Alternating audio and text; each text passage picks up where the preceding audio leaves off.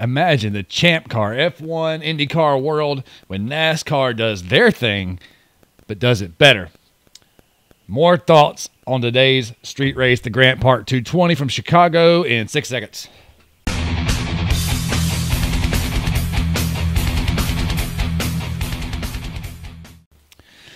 All right, so I actually had been kind of abandoned doing these in-studio videos unless it was a way to add context or substance to some other video I did outside of here.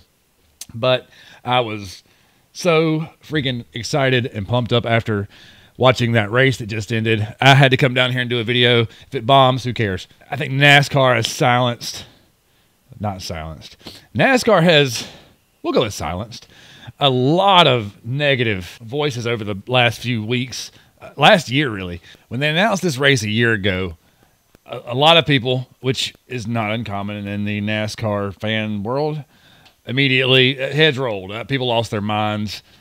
Even though I remember hearing for a couple of years before this, people clamoring for NASCAR to do a street race. As soon as they announce it, people lose their minds. This is a terrible idea. NASCAR doesn't belong on the streets. I'm done with NASCAR. You hear that one a lot. I pay very little attention to it. I was really excited about the race. And I'll admit that I was all over the place coming into this. Well, up until right now, I've been all over the place. When they announced it, I was extremely excited about it. I like when NASCAR tries new things. You know, if it doesn't work, it doesn't work. I remember from the early 2000s to around 2017, 2018, give or take, I remember getting really tired of the same exact schedule, same tracks every single year, and being really frustrated because they had signed, into contracts with these tracks. There wasn't much room to change the schedule. And so when NASCAR started doing new things, going to new places, experimenting, I thought it was great. I still think it's great. And I don't want to go back to the old way. So this street race, I was really excited about it. And this is a little disclaimer. This is strictly the fan perspective. This is the fan. I didn't have to go up there and work that race. So it was easy for me I sat on the couch as a race fan. I didn't have to deal with any of the logistical nightmares that those guys up there working the race had to deal with. I know they had some headaches, especially with the weather. So I was on board with it all the way up until this weekend. And the wind started coming out of my sails yesterday. And I hate that the Xfinity race ended the way it did because I don't ever remember NASCAR having cut short a race before halfway and calling it official. And I guess they didn't have much of a choice. I'm sure there was some sort of agreement between NASCAR and Chicago that once the Cup race was over, they needed to start getting all that stuff out of there so they could open up the city streets tomorrow morning.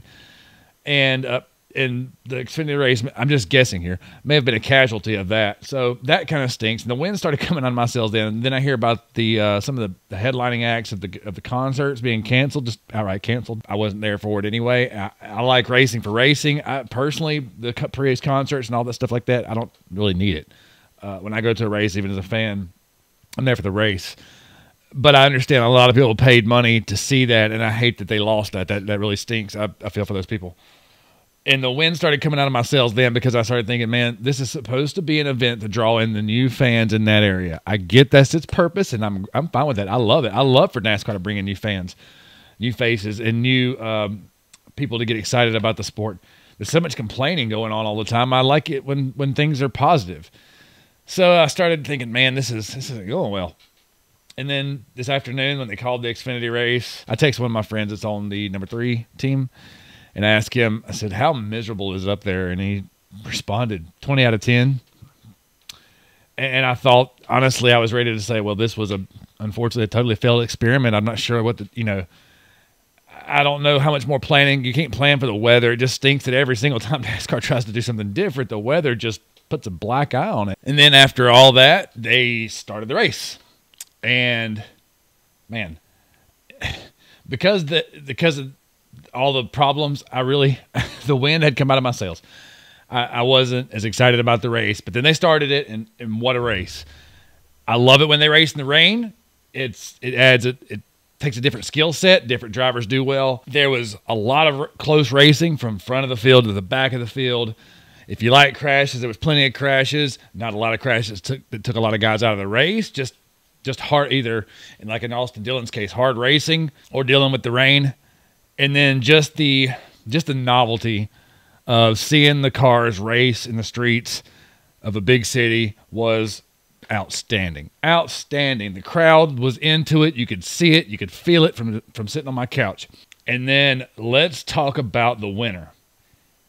Shane Van Gisbergen. Holy cow. I had never really heard of this guy before Trackhouse announced him to be the driver for the Project 91 car this week. I thought, top 15 is a great day. So when I was explaining to my mother, actually, about who won the race, I said, this guy is not only in his first Cup race, he's in his first NASCAR race. He's never driven an Xfinity, Cup, trucks, never a late model. And he won convincingly. What a story. Just to put icing on the already super sweet cake. I get so sick of the comparisons with NASCAR and F1, and I know that right now I am absolutely fanning the flames, but it's just fun to be right. F1 has run 9 races this season so far, I think. Max Verstappen has won 7 of them, and there's only been one other winner. I'm sorry, but if you like the technology and the cutting edge of motorsports technology, and that's all you're in it for, F1 may be a great thing for you. If you like close, exciting racing, NASCAR wins. They took a product that kind of has for years has belonged to open wheel racing.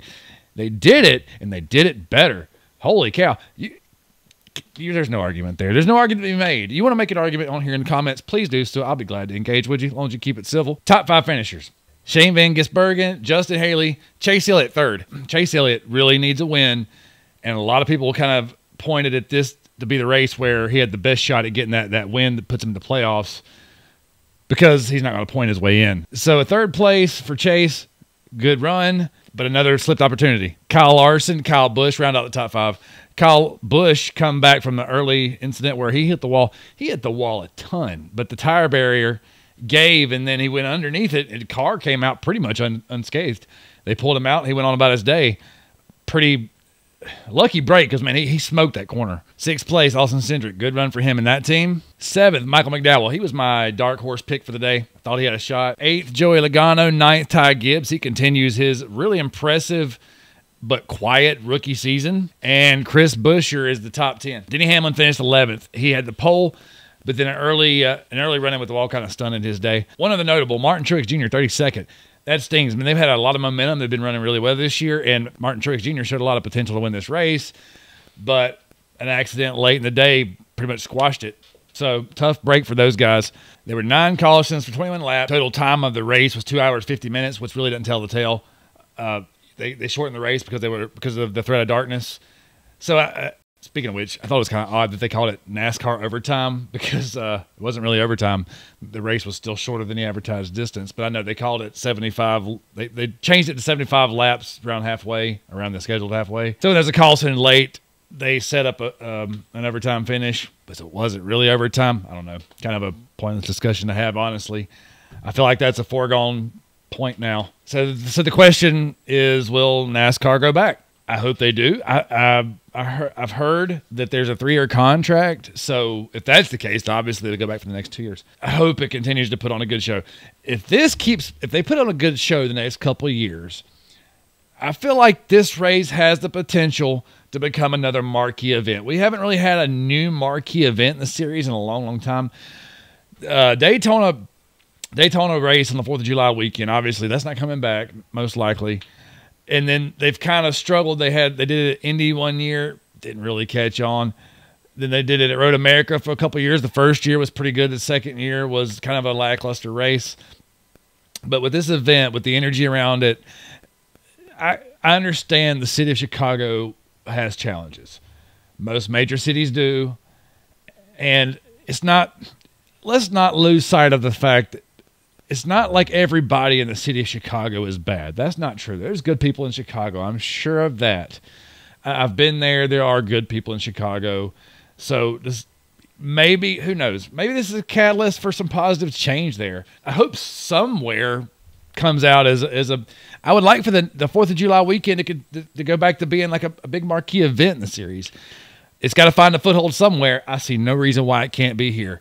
I enjoyed today's race. I hope you did. That's all I got. I will be with the Truck Series this coming weekend in Mid-Ohio. I'm excited about that because this coming weekend will be my first time as a spotter. However, I am extremely nervous about it. Anyhow, get out and support local racing if you can. Thanks for watching. Have a good rest of your week.